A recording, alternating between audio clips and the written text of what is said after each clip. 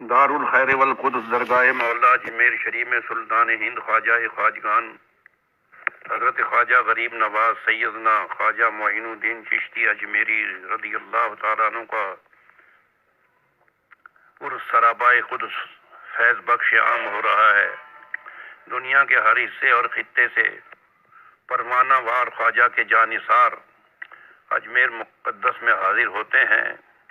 خواجہ صاحب رضی اللہ عنہ کی عظیم و جلیل شخصیت کی عظمت کا یہ عالم ہے کہ میرے غوث غوثوں کے غوث غوث اعظم غوث الثقلین غوث الارض والسماء سیدنا شیخ عبد القادر جیلانی پیران پیر دستگیر رضی اللہ تعالیٰ برسر منبر و محراب فرمایا، میرا یہ قدم تمام اولیاء اللہ کی گردنوں پر ہے۔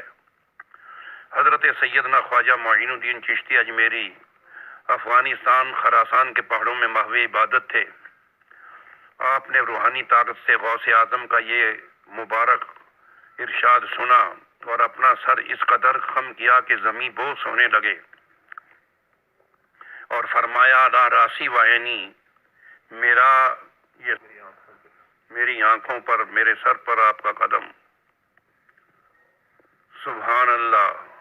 فرمایا غوث اعظم نے کہ ان قریب ولایت ہند سے سرفراز کیے جائیں گے۔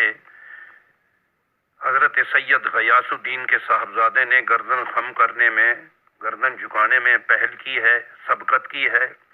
ان قریب ولایت ہند سے سرفراز کیے جائیں گے۔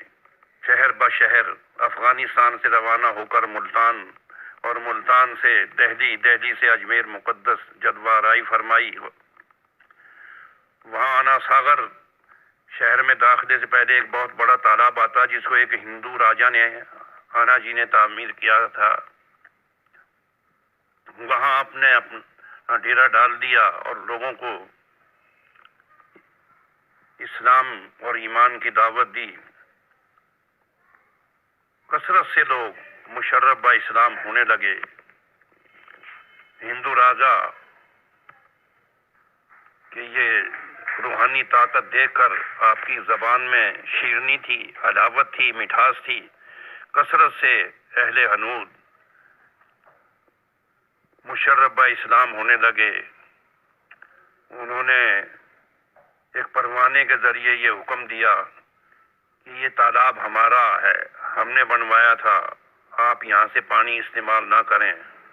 خواجہ صاحب نے اپنے ایک خادم کو حکم دیا کہ سارا پانی ایک پیالے میں لے لو۔ اپنا پیالہ عطا فرمایا، تالاب میں پیالہ ڈالا، سارا پانی اس تالاب میں آ گیا۔ یہ آپ کی روحانی طاقت تھی اور کرامت تھی، بڑی روشن درخشاں کرامت تھی۔ پورے شہر کا انحصار اسی پانی پر تھا۔ سب پیاس کی شدت سے بے قرار مضطرب ہونے لگے۔ الغرض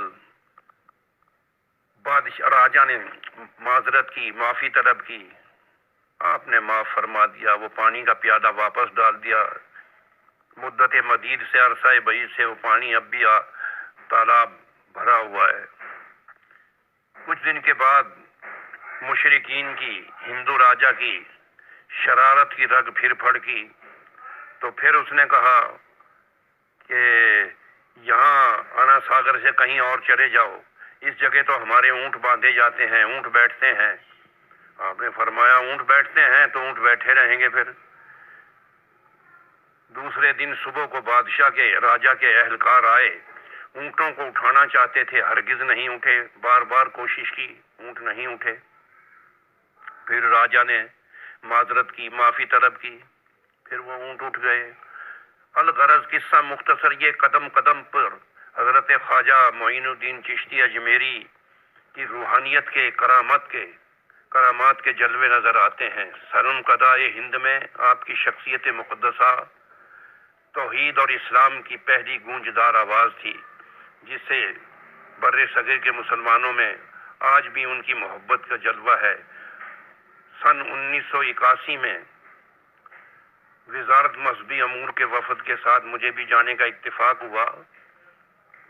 خواجہ صاحب کی روحانیت کا یہ عالم ہے کہ 99 لاکھ کفار مشرکین کو آشنائے توحید کیا، کلمہ شریف کی حلاوت سے آشنا کیا، مشرف با اسلام کیا۔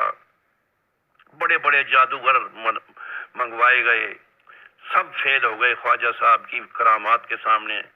خوبصورت لڑکیوں کو بنا سنگار کے پیش کیا گیا، خواجہ صاحب نے نظر تک نہیں اٹھائی، سب سے بیگانہ رہے، یار شناسا تیرا، حور پہ نظر نہ ڈالے کبھی شیدا تیرا۔ تو خواجہ صاحب رحمۃ اللہ علیہ کے فیوز و برکات سے آج اجمیر کی گلی گلی میں محلے محلے میں مسجدیں ہیں، بت خانے ویران تھے، آج بھی ہندوؤں کی زبان پہ ہے یہ نغمے سنے گئے، خواجہ پیا کے ہم ہیں خواجہ ہمارے، دے دو اللہ کے نام پہ، دے دو خواجہ کے نام پہ۔ اور یہ نغمے سنے گئے، کشتی بھنور میں دور کنارہ ہے دوستو، خواجہ پیا کو ہم نے پکارا ہے دوستو۔ تو اللہ تعالیٰ ہمیں بزرگان دین اولیاء کاملین کے فیوز و برکات سے مالا مال کرے، اور خواجہ صاحب کی عظمت اور محبت کا تقاضا ہے کہ ہم خواجہ صاحب کے نقش قدم پر چلیں، سنت و شریعت پر عمل کریں، اللہ کی سچے دل سے عبادت کریں، ہر برائی سے بچیں، ہر نیکی کا ارتکاب کریں۔ وَمَا عَلَيْنَا إِلَّا الْبَلَاغُ